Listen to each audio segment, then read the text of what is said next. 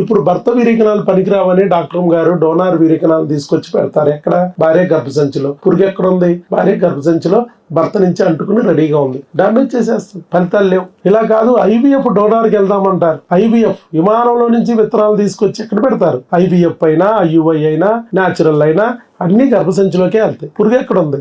భర్త నుంచి అంటించుకుని భార్య గర్భసంచిలో భద్రంగా ఉంది, నాశనం చేస్తాం. అందుకే మీకు ఐవీఎఫ్లు ఫెయిల్ అవుతాయి, ఐయుఐలు ఫెయిల్ అవుతాయి, డోనార్లు ఫెయిల్ అవుతాయి. కారణం ఏంటి? ఈ క్రిమి అనే కాన్సెప్ట్ ను చూడకపోవడం వల్ల. అర్థమైందా? ఇక్కడ ఐయుఐలు పోయిన వాళ్ళు, ఐవీఎఫ్ లో ఫెయిల్యూర్ అయిన వాళ్ళు ఎవరున్నారు? ఒక్కసారి చేతులు ఎత్తండి. మీ అందరికి ఎందుకు పోయిందంటే, ఎందుకు పోయింది? పాపం పొట్టల మీద, సట్టల మీద, మానాల్లో సూదులేసి గుచ్చుకుని నరకం అనుభవించారు. భర్త ఏమో జేబు గుల్లయింది. 3 లక్షలు, 2 లక్షలు, 1,50,000. Sankranti offer, Dasara offer, women's day special. ఏం లేదు స్పెషాలిటీ, డబ్బులు పోవడమే. భార్యకు ఒళ్ళు గుల్ల, భర్తకి జేబు గుల్ల. ఇది జరిగింది. ఎందుకని?